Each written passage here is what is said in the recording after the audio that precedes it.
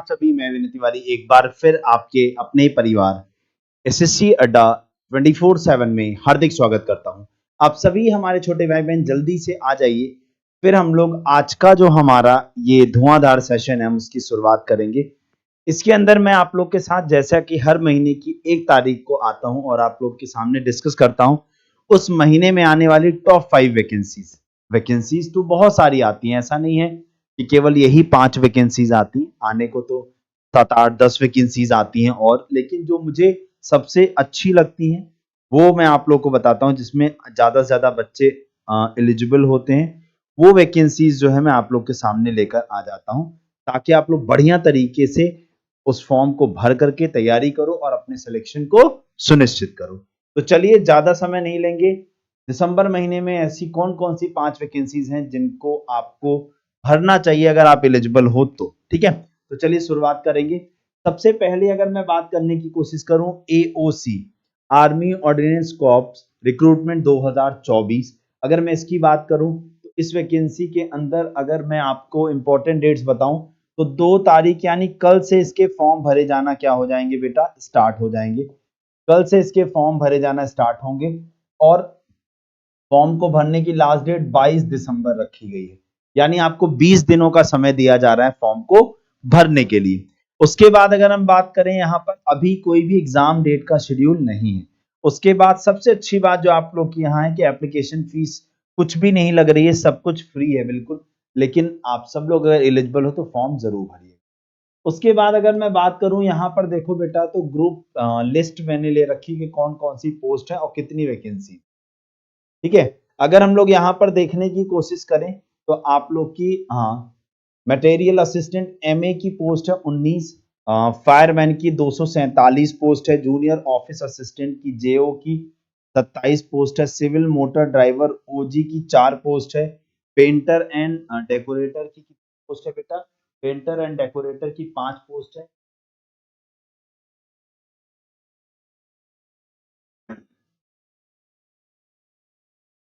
Yes, painter and decorator कितनी post है बेटा, तो पेंटर एंड डेकोरेटर की 4 पोस्ट है, 5 पोस्ट है। देन टेली ऑपरेटर ग्रेड 2 की 14 पोस्ट है, कारपेंटर की पोस्ट है आपकी 7, एमटीएस की 11 और ट्रेड्समैन मेट की 389। ये पोस्ट आप लोग की यहाँ पर निकाली गई है टोटल, ठीक है। अगर हम क्वालिफिकेशन की बात कर लें यहाँ पर तो आपको अब सारे उसकी क्वालिफिकेशन और एज कितनी है वो आपको इत्मीनान से बता दें।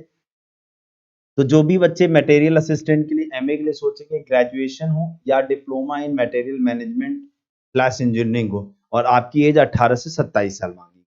जूनियर ऑफिस असिस्टेंट जेओ की इंटरमीडिएट प्लस आपको टाइपिंग आनी चाहिए 35 वर्ड पर मिनट इंग्लिश वालों, और अगर हिंदी में टाइपिंग करनी है तो 30 वर्ड पर मिनट की स्पीड, और आपकी एज भी 18 से 27 साल है। इसके अलावा जो आपका एज रिलैक्सेशन मिलता है ओबीसी को, एससी एसटी को, वो आपको एज इट इज मिलेगा यहाँ, ठीक है। उसके बाद सिविल मोटर ड्राइवर की जब मैं बात करता हूं तो मैट्रिकुलेशन और heavy vehicle licence plus 2 year का एक्सपीरियंस होना चाहिए। 18 से 27 साल जो है आप लोग की एज यहां मांगी गई। टेली ऑपरेटर ग्रेड 2 की बात करते हैं तो matriculation plus tele equipment training, 18 27 साल यहां भी एज मांगी गई है। उसके बाद हम आगे चलते हैं नेक्स्ट पोस्ट के ऊपर, क्या एलिजिबिलिटी है वहां पर।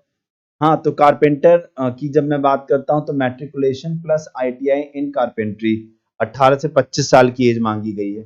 फायरमैन के लिए मैट्रिकुलेशन यानी 10वीं, 18 से 25 साल एज मांगी गई है। पेंटर और डेकोरेटर के लिए matriculation plus ITI in painting and decorating में 18 से 25 साल। उसके बाद एमटीएस की 10th मांगी गई है, मैट्रिकुलेशन 18 से 25 साल, और ट्रेड्समैन मेट की मैट्रिकुलेशन यानी 10वीं पास यहाँ पर है, ठीक है, और 18 से 25 साल यहाँ पर एज है। तो ये तो मैंने आप लोग को क्वालिफिकेशन बता दी, क्या लास्ट डेट है वो बता दिया, कल से फॉर्म भरे जाना स्टार्ट हो जाएंगी ये भी मैंने आप लोग को बता दिया। उसके बाद अगर हम लोग आगे चलें कोशिश, तो क्या सिलेक्शन का प्रोसेस है बेटा और कैसे आपका सिलेक्शन होगा। तो सिलेक्शन प्रोसेस में सबसे पहले physical endurance and efficiency test होगा। हाँ, अगर हम बात करें एफिशिएंसी टेस्ट और फिजिकल स्टैंडर्ड टेस्ट, उसके बाद फिर रिटन टेस्ट होगा, फिर डॉक्यूमेंट वेरिफिकेशन होगा, देन मेडिकल एग्जाम। ये आपका सिलेक्शन का प्रोसेस है। अगर मैं यहाँ पर बात करने की कोशिश करूँ तो देखो बेटा, मटेरियल असिस्टेंट की पोस्ट में स्टेज 1 जो क्वालिफाइंग नेचर का है वो नहीं है, सीधे यहाँ पर रिटन है, ठीक है। यानी मटेरियल असिस्टेंट में कोई स्टेज 1 जो क्वालिफाइंग है वो नहीं होगा, सीधे सीधे आपका रिटन एग्जाम यहाँ पर कंडक्ट। उसके बाद JOA की पोस्ट के लिए टाइपिंग एफिशिएंसी टेस्ट होगा। यस, टाइपिंग एफिशिएंसी टेस्ट होगा आप लोग का, और ये क्वालिफाइंग नेचर का होगा। टाइपिंग एफिशिएंसी टेस्ट में 35 वर्ड पर मिनट आपकी इंग्लिश वालों और हिंदी वालों आपको 30 वर्ड पर मिनट की स्पीड होनी चाहिए। उसके बाद रिटन एग्जाम होगा, यानी स्टेज 1 के बाद स्टेज 2 होगा। देन टेली ऑपरेटर ग्रेड 2 में कोई स्टेज 1 नहीं है, गैप है यहाँ पर। उसके बाद रिटन एग्जामिनेशन होगा। CMD OG की ड्राइविंग टेस्ट होगा, verbal questioning about internal functioning of heavy and light vehicle, फिर रिटन एग्जाम होगा। देन फायरमैन की पोस्ट के लिए आपका फिजिकल मेजरमेंट जो कि क्वालिफाइंग नेचर का होगा, हाइट आपकी विदाउट शूज 165 सेंटीमीटर या उससे ज्यादा होनी चाहिए, ठीक है। उसका चेस्ट आपका बिना फुलाए 81.5, फुलाने के बाद 85, और वेट मिनिमम 50 kg होना चाहिए। उसके बाद रिटन एग्जाम होगा। इसके बाद यहाँ पर एक फिजिकल होगा जो रनिंग भी है, वो डिटेल आपको मैं बाद में इस वीडियो के नीचे कमेंट करोगे तो मैं आगे एक्सप्लेन करूंगा। देन अगर हम लोग यहाँ पर बात करें कारपेंटर की पोस्ट के लिए, मेकिंग फर्नीचर, ये सारी चीजें एक बेसिक सा टेस्ट होगा। देन रिटन एग्जाम होगा। पेंटर के लिए भी painting of wooden and iron items, ये सारी चीजें एक टेस्ट होगा। उसके बाद फिर आपका रिटन एग्जाम होगा। देन MTS की पोस्ट के लिए कोई स्टेज 1 नहीं है, सीधे रिटन एग्जाम है आप, ठीक है। उसके बाद अगर हम लोग बात करें ट्रेड्समैन मेट के लिए, तो यहाँ पर देखो फिजिकल एंडोरेंस टेस्ट होगा। 1.5 किलोमीटर की दौड़ होगी 6 मिनट में। उसके बाद carrying a weight of 50 kg to a distance of 200 metre in 100 seconds, यानी 200 मीटर की दूरी तक आपको 50 किलो का वजन ले जाकर के रखना होगा, और वो भी उसके लिए समय दिया जाएगा 100 सेकेंड का, ठीक है। और ex serviceman below 40 years age, जिनकी 40 साल से एज कम है, यानी ये नॉर्मली अगर हम बात करें यहाँ पर, तो 1.5 किलोमीटर की दौड़ होगी 7 मिनट में और 7 मिनट 11 सेकेंड, ठीक है। उसके बाद carrying a weight of 50 kg to a distance of 200 metre in 2 minutes, 200 minute में आपको ये करना होगा। जब ये आप पास करोगे तब आपका रिटन एग्जाम, ठीक है बेटा। अब आते हैं आप लोग का फिर जो रिटन एग्जाम होगा उसका क्या पैटर्न होने वाला है बेटा। तो रिटन एग्जाम के अंदर जो आपकी पोस्ट है, देखो syllabus for post in pay level 1 and 2 matrix. तो यहाँ पर जनरल इंटेलिजेंस 50, यानी reasoning 50 question 50 number, maths 25 question 25 number, English आपका 25 क्वेश्चन 25 नंबर, और GS आपका 50 क्वेश्चन 50 नंबर। 150 नंबर का पेपर 150 क्वेश्चन का होगा और 2 घंटे का आपको समय दिया जाएगा। Then syllabus for post in pay level 2 10+2 standard, ये आपका मैट्रिक लेवल, यानी जिन पोस्ट पर मैंने 10वीं क्वालिफिकेशन बताई है ये उनके लिए है।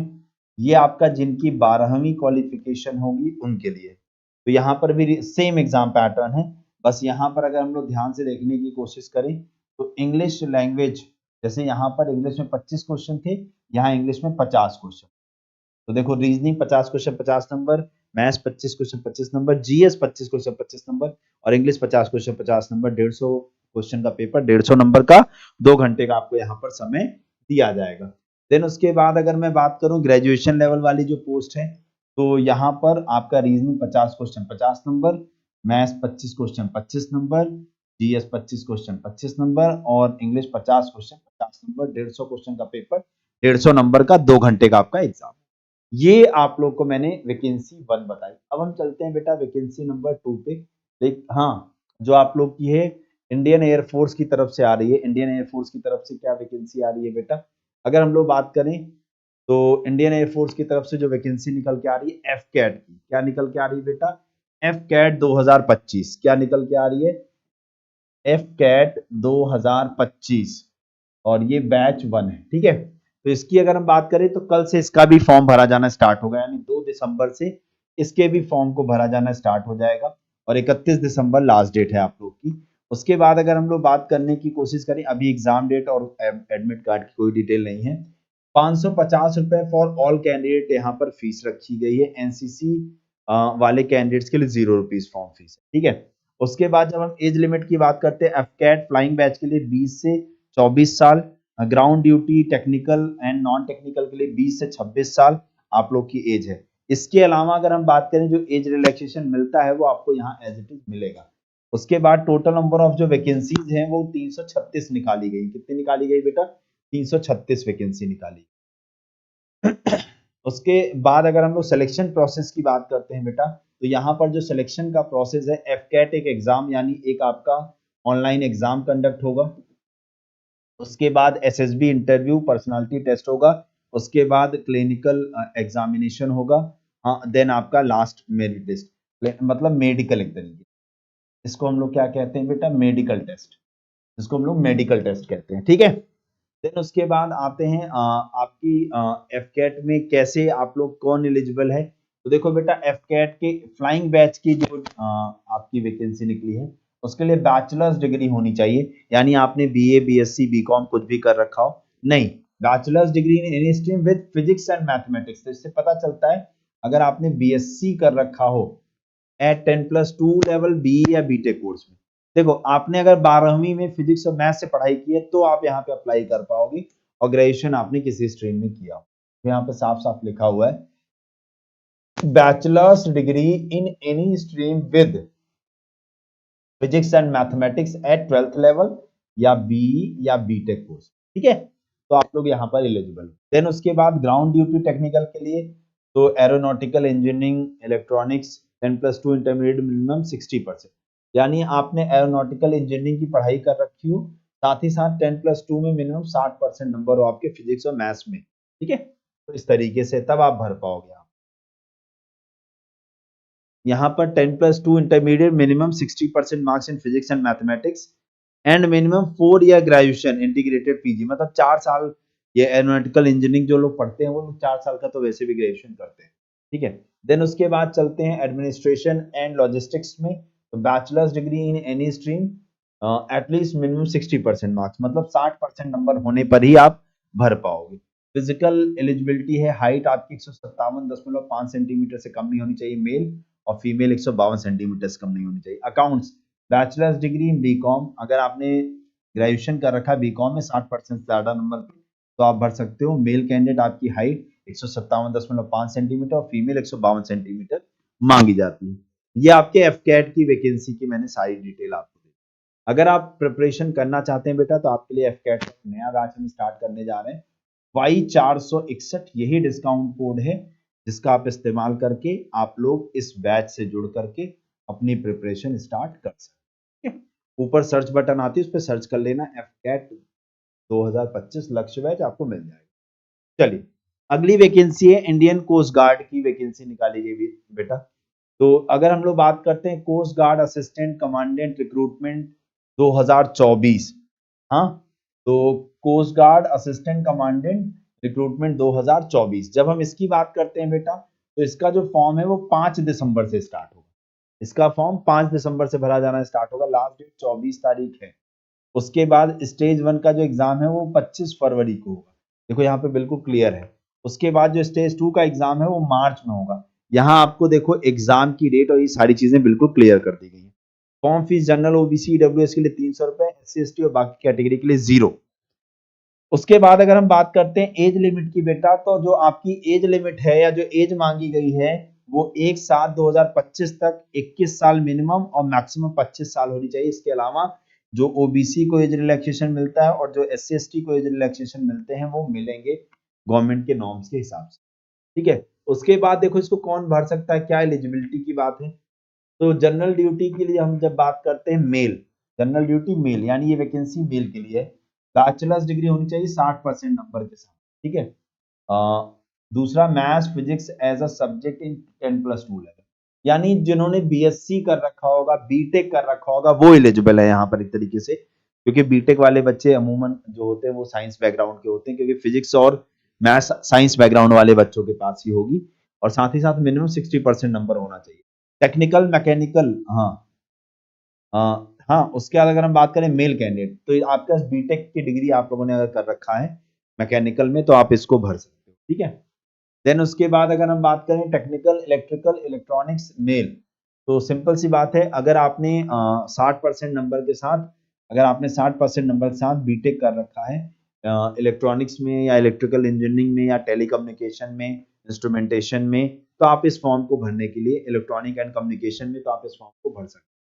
देन ऐसे यहाँ पर भी है, अगर आप लोगों ने नेवल आर्किटेक्चर का कोर्स कर रखा है, मैकेनिकल और मरीन और ऑटोमोटिव और हाँ उसके बाद इंडस्ट्रियल और प्रोडक्शन और डिजाइन और एरोनॉटिकल और एरोस्पेस विद मिनिमम 60% मार्क्स, अगर आपने इतनी कोई भी क्वालिफिकेशन है तो आप भर सकते हैं। ठीक है, चलिए अगर हम लोग यहाँ पर आगे की तरफ चलें बेटा, तो जो आपका एग्जाम का देखो सिलेक्शन के प्रोसेस में आप लोग को बोला गया है the selection of assistant commandant is based on an all Indian order हाँ of merit which is based on the performance of candidate in various stages 1 to 5।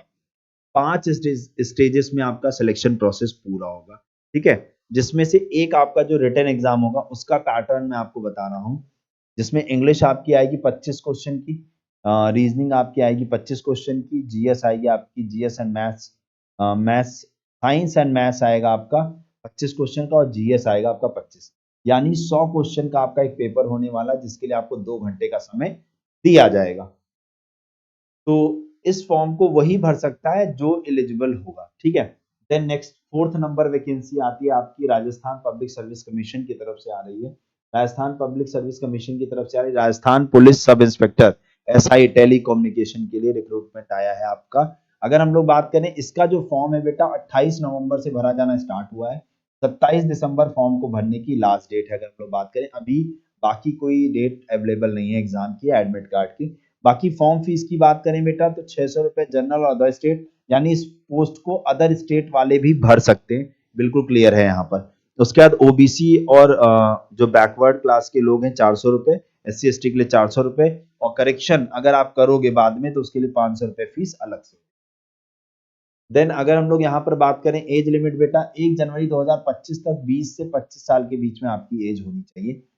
तो यहाँ पर जो पोस्ट है टोटल निकाली गई है 98, टोटल 98 पोस्ट है। बैचलर्स डिग्री इन साइंस यानी BSc with physics and mathematics, और BE BTech degree telecommunication electronics electrical engineering knowledge of Rajasthan culture, यानी इन शॉर्ट अगर मैं बोलूं, आपने अगर बीएससी बीएससी कर रखा है फिजिक्स और फिजिक्स प्लस मैथ्स के साथ तो आप भर सकते हो, वो भी मिनिमम 60 नहीं परसेंटेज क्राइटेरिया नहीं है, चलो तो आप भर सकते हो, या आपने बीटेक कर रखा हो तो आप भर सकते हो इस फॉर्म। ठीक है बेटा, देन अगर हम लोग यहाँ पर बात करें नेक्स्ट सबसे मोस्ट अवेटेड वैकेंसी, जिसका हम सब लोग बहुत बेसब्री से इंतजार कर रहे हैं, और वो है आपकी आरआरबी ग्रुप डी की वैकेंसी। अगर हम ग्रुप डी की वैकेंसी की बात करते हैं बेटा, तो ये बिल्कुल क्लियर है। देखो जो कैलेंडर दिया गया था रेलवे की तरफ से कि अक्टूबर से दिसंबर के बीच ये 2 वैकेंसी आनी है। अब अक्टूबर भी हो गया, नवंबर भी हो गया, अब दिसंबर में आ चुके, तो इस महीने डैम श्योर है ये नोटिफिकेशन आएगा, बिल्कुल एनटीपीसी की तरह हो रहा है ये। ठीक है, कि लास्ट मंथ में दिया गया है। अच्छा, एक क्वालिफिकेशन के लिए बेटा ग्रुप डी के यानी लेवल 1 की वैकेंसी के लिए एक नोटिस आया था कि 10th पास प्लस आईटीआई आप लोगों से क्वालिफिकेशन में मांगा गया है यहाँ पर। अगर हम एज की बात करते हैं बेटा, तो 18 से 33 साल आपकी एज मांगी जाएगी, समझ गए, 18 से 33 साल आपकी एज मांगी जाएगी। देन उसके बाद फॉर्म फीस 500 रुपए, जनरल ओबीसी 500 रुपए, बाकी सभी कैटेगरीज के लिए 250 रुपए फॉर्म फीस रखी गई। अगर हम लोग यहाँ पर बात करें सिलेक्शन का, तो पहले आपको एक सीबीटी देना होगा यानी ऑनलाइन एग्जाम देना होगा, उसके बाद आपका फिजिकल एफिशिएंसी टेस्ट होगा, देन उसके बाद डॉक्यूमेंट वेरिफिकेशन और मेडिकल कंडक्ट कराया जाएगा। देन उसके बाद अगर हम लोग बात करें एग्जाम के पैटर्न की, तो इसमें कौन सा सब्जेक्ट क्या कैसे आता है, तो जो रिटन एग्जाम होगा बेटा उसमें एक आपका साइंस आएगा 25 क्वेश्चन का जो कि 25 नंबर का होगा, मैथ्स आएगा 25 क्वेश्चन का जो कि 25 नंबर का होगा, रीजनिंग आएगा आपका 30 क्वेश्चन जो कि 30 नंबर का होगा, और जनरल अवेयरनेस यानी जीएस आएगा 20 क्वेश्चन 20 नंबर, यानी सबसे ज्यादा नंबर की रीजनिंग है बेटा। और रीजनिंग की क्लास जो है मेरी रोज शाम 4 बजे चल रही है, रोज शाम 4 बजे चल रही है ग्रुप डी की, रोज शाम 4 बजे आपके ग्रुप डी की क्लास चल रही है, तो आप लोग रोज शाम 4 बजे ग्रुप डी की उस क्लास में जुड़ सकते हैं अगर आप लोग चाहते हो अच्छे से सिलेक्शन की तैयारी करना। देन अगर आप अच्छे से सिलेबस पूरा करना चाहते हैं और सारी चीजें करना चाहते हैं बेटा, तो परिवर्तन बैच स्टार्ट हुआ है आपका, जो कि अगली डबल वैलिडिटी के साथ मिल रहा है, और यह वाई 461 इस कूपन कोड को लगाने के बाद मात्र और मात्र आपका 450 रुपीज में मिल जाएगा। देर ना करें, अभी जाकर के इसमें एनरोल करें और अपनी तैयारी शुरू करें। और बेटा सबसे अच्छी बात मैं आप लोग को बताऊं, अगर तो आपको पता है कोई भी एग्जाम देने जाओगे, कोई भी एग्जाम आपको मैंने यहाँ पर बताया, आपने सब में देखा कि रीजनिंग आनी ही आनी है, रीजनिंग आएगी ही आएगी। और अगर आप रीजनिंग को अच्छे से प्रिपेयर करना चाहते हो कि आपका चाहे प्री लेवल का हो चाहे मेंस लेवल का, तो उसके लिए बेटा आप मेरी स्टेप बाय स्टेप रीजनिंग की बुक है, आप इसको ऑर्डर कर सकते हैं। ये सभी रेलवे एग्जाम्स में, सभी एसएससी एग्जाम्स में और सभी स्टेट एग्जाम्स में काम आएगी। बस आपको करना क्या है बेटा, डिस्काउंट कोड आपको यही लगाना है वाई461, वाई461। इसी डिस्काउंट कोड के साथ आपको यह बुक एक हफ्ते के अंदर आपके घर पर डिलीवर कर दी जाएगी। तो सभी लोग ऑर्डर जरूर कर लीजिएगा। और आप लोग एक काम करिएगा, वीडियो को लाइक शेयर और लाइक करिएगा, सभी लोग ज्यादा से ज्यादा शेयर कर दीजिए अपने सारे दोस्तों के पास, ताकि अगर उनमें से कोई भी एलिजिबल है तो वो इस फॉर्म को भर सके।